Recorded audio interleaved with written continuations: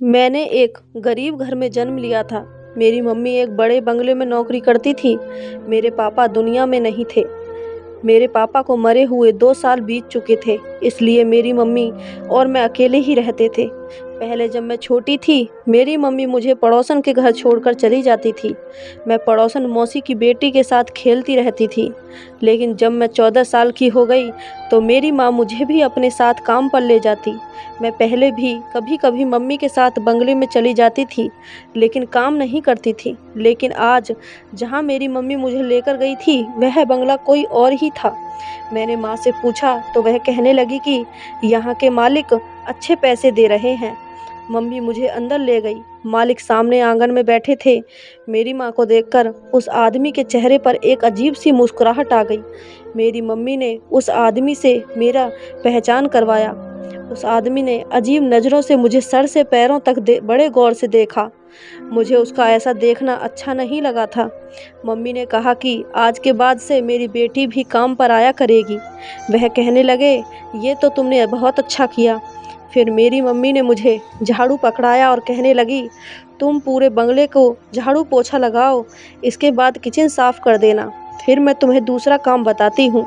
यह कहकर मम्मी ने अपने मालिक की तरफ देखा और मालिक ने मुस्कुराकर मेरी माँ को कमरे में जाने का इशारा किया। मेरी माँ मालिक के साथ ही कमरे में चली गई और फिर कमरे का दरवाज़ा बंद हो गया। मैंने एक नज़र झाड़ू पर डाली और दूसरी इस बंगले पर, फिर गहरी सांस भरते हुए पूरे घर का झाड़ू लगाने लगी। मुझे काम-काज की आदत भी नहीं थी, इसलिए मुझे झाड़ू पोछा करने में पूरे 2 घंटे लग गए थे और मैं यही काम करके पूरी तरह से थक गई थी। फिर मैं किचन में आई तो पूरा किचन गंदा था, बहुत ज़्यादा बर्तन जमा थे। देखकर मेरा रो देने को दिल चाह रहा था। मैं ये सब काम अकेले कैसे कर सकती थी। खैर, मैंने बर्तन धोए, किचन की सफाई की, लेकिन साथ-साथ मैं यही सोच रही थी कि मम्मी ने सारे काम तो मुझे बता दिए, तो मम्मी कमरे में क्या कर रही है। मैं किचन का काम करने के बाद बिल्कुल बेहाल सी हो गई थी। जब मैं बाहर आई तो मालिक का कमरा अभी भी बंद था। मुझे भूख भी बड़ी तेजी से लग रही थी, इसलिए मैंने मालिक के कमरे का दरवाज़ा खटखटाया। कुछ देर बाद मम्मी ने कमरे का दरवाज़ा खोला था। वह पूरी तरह पसीने से भीगी हुई थी। मुझसे कहने लगी कि तुम बाहर बैठो, मैं अभी आती हूँ। यह कहकर मेरी मम्मी ने दरवाज़ा बंद कर दिया और मेरी माँ के पास तो चादर भी ना थी। लेकिन जब 5 मिनट बाद वह कमरे से निकली तो वैसे ही चादर उनके सर पर लिपटी हुई थी, जैसे वह पहनकर कमरे में गई थी। बाहर आते ही उन्होंने तुरंत ही कमरा बंद कर दिया और मुझे अपने साथ लिए बंगले से बाहर निकल गईं।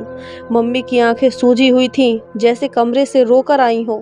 मैं यह सोच रही थी कि मम्मी ने बंगले में कोई काम भी नहीं किया, वह तो पूरा दिन मालिक के कमरे में ही रही थी।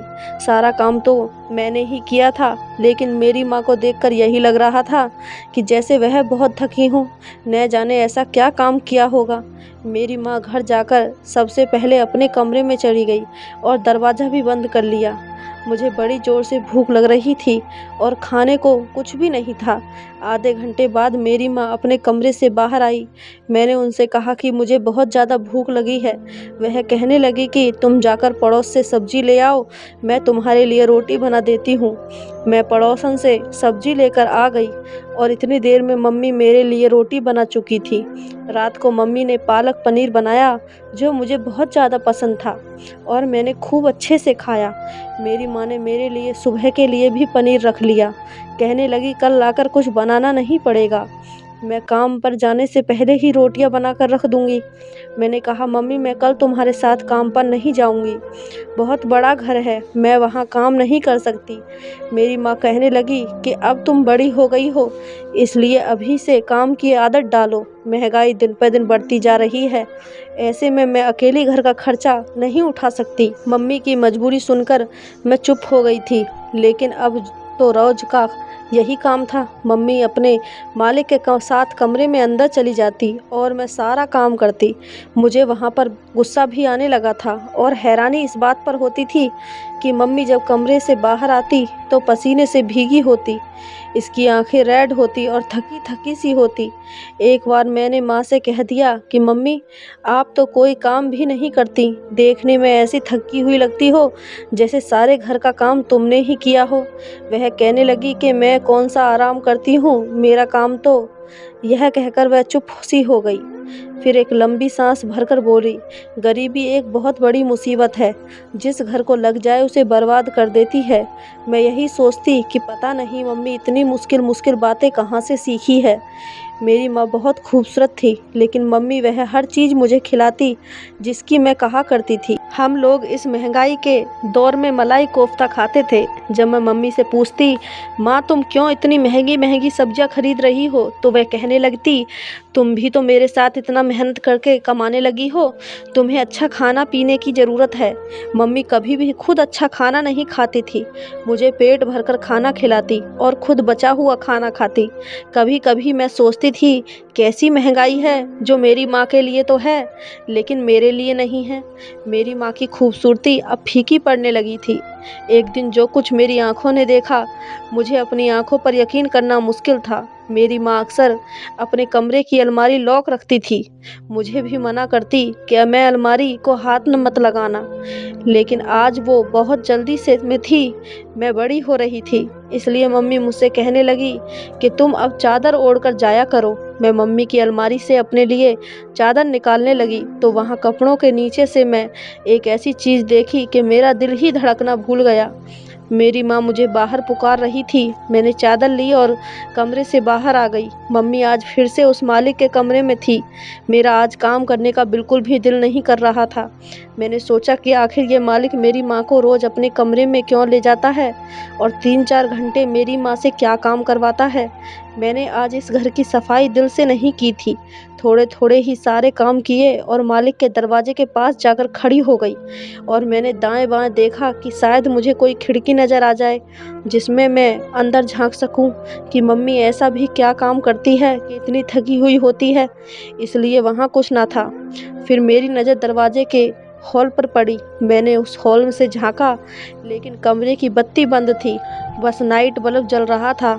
कमरे में हर जगह अंधेरा था, इसलिए मुझे ठीक से कुछ भी नज़र नहीं आ रहा था। बस कमरे में सामने की खिड़की नज़र आ रही थी, जिसके सामने पर्दा लगाकर रोशनी को आने से रोका गया था। मुझे बिल्कुल मायूसी सी हो रही थी। मैं कई बार मम्मी से पूछ चुकी थी कि मालिक अपने कमरे में ले जाकर क्या काम करवाता है, लेकिन मेरी माँ हर बार बात को टाल देती थी। लेकिन अब मैंने भी ठान लिया था कि मैं हर हाल में ये बात जानकर ही रहूँगी। मैं अभी भी उसी हॉल में से देख रही थी कि मुझे लगा जैसे कोई मेरे पीछे खड़ा है। अभी मैं इग्नोर कर ही रही थी कि मालिक के घर में तो कोई नहीं है, फिर ये कौन हो सकता है। तभी किसी ने मेरे कंधे पर हाथ रखा। मैं तो बुरी तरह से हड़बड़ा गई और सट से पीछे हटी। मेरा दिल ऐसे हो गया था कि धड़कना ही भूल गया हो। जब मैंने अपने पीछे पलटकर देखा तो सामने खड़ा नौजवान सा लड़का मुझे ही घूर रहा था। मैं बुरी तरह से डर गई थी। मुझे यहाँ काम करते 1 महीना हो चुका था, लेकिन मैंने अब तक किसी नौजवान को यहाँ आते जाते नहीं देखा था। उस लड़के के हाथ में एक बैग था। वह मुझे तिरछी नज़रों से देख रहा। बोला, ए लड़की, मेरे बाप के कमरे में क्या ताका झाकी कर रही हो। मुझे तो ऐसा लगा जैसे मेरी आवाज़ ही गले में कहीं फंस गई हो। मैंने उल्टा सीधा बोलना शुरू कर दिया, कुछ नहीं, मैं वो है मेरी मम्मी। मुझे तो समझ नहीं आ रहा था कि क्या जवाब दूँ। मैं भी चुप हो गई। वह कहने लगा, चोर हो। मैं जल्दी से बोली, बिल्कुल नहीं। मेरे जवाब से मुझे एक नज़र सर से पैर तक देखा और फिर बोला, कौन हो तुम। मैंने कहा, मैं अपनी मम्मी की बेटी हूँ। मेरा दिमाग काम नहीं कर रहा था। मुझे नहीं पता था कि मैं जवाब क्या दे रही हूँ। वह मेरे जवाब पर मुस्कुराने लगा, कहने लगा, सब अपनी मम्मी की बेटियाँ और बेटे होते हैं। मैं भी अपने पापा का ही बेटा हूँ, लेकिन तुम यह बताओ कि इसके अलावा क्या हो। मैंने कहा, मैं इस घर की नौकरानी की बेटी हूँ, यहाँ काम करती हूँ। ना जाने क्यों मैं बदहवास सी थी। मेरी बात सुनकर उसने अपना बैग एक तरफ रखा और सामने बने सोफे पर बैठ गया और अपने पाँव सामने रखी शीशे की टेबल पर रख दिए। फिर मुझे इशारे से अपने पास बुलाने लगा, कहने लगा, ए लड़की, आओ मेरे जूते उतारो। यह सुनकर मुझे हैरानी हुई। मैं एक नौकरानी की बेटी तो थी, लेकिन ऐसा काम कभी भी नहीं कर सकती थी। मैंने साफ साफ इनकार कर दिया, मैं ऐसा काम नहीं करती। मेरी बात सुनकर वह बोला, अच्छा, पापा के कमरों में ताका झांकी करती हो और काम नहीं करती। बात सुनो मेरी, अगर मैंने तुम्हारी हरकत अपने पापा को बता दी तो वह तुम्हें अभी के अभी नौकरी से निकाल देंगे। यह सुनकर तो मेरे होश उड़ने लगे थे। मैंने कहा, आप ऐसा कुछ मत कहना, मेरी मम्मी मुझे बहुत मारेगी। मेरी बात सुनकर वह मुझसे कुछ नहीं बोला, बस अपने पैरों में पहने जूते की तरफ इशारा करने लगा। मैं बेबसी से इसके पास पहुंची थी। वो एक 16-17 साल का लड़का था। शक्ल भी उस मालिक से ही मिलती थी, लेकिन था बहुत घमंडी किस्म का। मैं उसके पास रखी शीशे की टेबल के पास बैठ गई और उसके जूते उतारने लगी। मैंने जब उसके जूते उतारकर एक तरफ रख दिए, वह मुझसे एक गिलास पानी मांगने लगा। मैं किचन में आ गई, पहले अपने हाथ अच्छी तरह से धोए, फिर उस लड़के को पानी दिया। इतने में कमरे का दरवाज़ा खुल चुका था। वह मालिक अपने बेटे को देखकर बेहद खुश था। वह हॉस्टल्स में रहता था, यहाँ कुछ दिन की छुट्टी बिताने आया था। मेरी माँ अभी थकी थकी पसीने में भीगी हुई थी। वो लड़का शायद मेरी माँ को जानता था। इन्हें देखकर नमस्ते करने लगा। मेरी माँ ने भी इसे नमस्ते का जवाब दिया और फिर मम्मी ने वापसी की इजाज़त मांगी और मुझे अपने साथ लिए वह उस बंगले से बाहर निकल गई। अगले दिन जब मम्मी के साथ काम पर गई तो वह लड़का नाश्ते पर रहा था। मेरी माँ फिर से मालिक के कमरे में जा चुकी थी। मैं बंगले की सफाई करने लगी। वह लड़का एकदम मुझे ही देखे जा रहा था। मैं भी खूबसूरती अपनी माँ जैसी ही पाई थी। मेरी उम्र 14 साल थी। मैं जब उस लड़के के कमरे में सफाई के लिए गई तो वह मेरे पीछे कमरे में आ गया। मुझे हैरत उस वक्त हुई जब उसने कमरे का दरवाज़ा बंद किया था। मेरा दिल डर के मारे कांप कर रह गया था। वह मुझे बड़ी अजीब सी नज़रों से देख रहा था। मेरे पास आ गया। मैं फ़ौरन से पीछे हटी और कमरे के दरवाजे की तरफ बढ़ने लगी, लेकिन इससे पहले वह उस दरवाजे के पास पहुंच गया था। मेरी जान ही निकल गई थी जब उसने कमरे के दरवाजे की कुंडी लगा दी और अपने कदम मेरी तरफ बढ़ाने लगा। कहने लगा, कल तुम उस कमरे में झांक कर क्या देखने की कोशिश कर रही थी? एक एक कदम मेरी तरफ बढ़ाते हुए पूछ रहा था। मैंने कहा, मुझे बाहर जाना है। आपने दरवाज़ा क्यों बंद किया है? वह मेरी बात को नज़रअंदाज किए मुझे बड़े गौर से देख रहा था। उसकी तेज नज़रों से मेरे पूरे शरीर में सनसनी सी दौड़ गई थी। तुम्हें बहुत शौक है दूसरों के कमरों में झांककर यह देखने का कि वहाँ क्या हो रहा है।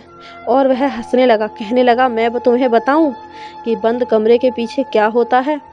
इसकी बात से मेरे शरीर में गुस्से की लहर दौड़ आई थी। इससे पहले कि वह मेरे पास आता, मैंने मम्मी मम्मी चिल्लाना शुरू कर दिया, लेकिन वह मेरे मुंह पर हाथ रख दिया और कहने लगा, अगर शोर मचाया तो तुम्हारा गला दबा दूंगा। यह कहकर उसने मेरे मुंह से हाथ हटाया और कमरे का दरवाज़ा भी खोल दिया। मैं कमरे से बाहर निकल गई। उस लड़के ने अपने कमरे का दरवाज़ा तेज़ी से बंद कर लिया। मैं इस तरह परेशान थी कि रोने लगी थी। मैं सोच चुकी थी कि अब यहाँ काम करने नहीं आऊँगी। मैंने बाकी का काम रोते हुए किया था। मम्मी जैसे ही मालिक के कमरे से बाहर निकली, मुझे रोता देखकर परेशान हो गई। मुझसे रोने की वजह पूछने लगी। मैं उस वक्त मालिक के सामने कुछ नहीं बोली। मैंने कहा, मेरे सर में बहुत दर्द हो रहा है। मैं पूरे रास्ते में रोती रही। मेरी मम्मी मुझे घर की बजाय डॉक्टर के क्लिनिक ले जाने लगी, लेकिन मैंने मना कर दिया। घर जाकर मैं मम्मी के साथ लगकर फूट फूट कर रोने लगी और उस लड़के की बातें भी बता दी। मेरी माँ बहुत ज़्यादा परेशान हो गई थी। मैंने कहा, मम्मी मुझे उस बंगले में नहीं काम करना। मेरी माँ ने मुझे चुप कराया और कहा, कल से वह अकेली ही जाया करेगी। अगले दिन मैं घर पर रही थी, लेकिन उस दिन जब मम्मी घर पर आई थी, उसका चेहरा लाल हो गया था। वह बहुत ज़्यादा थकी थी। आते ही बिछी हुई चारपाई पर लेट गई।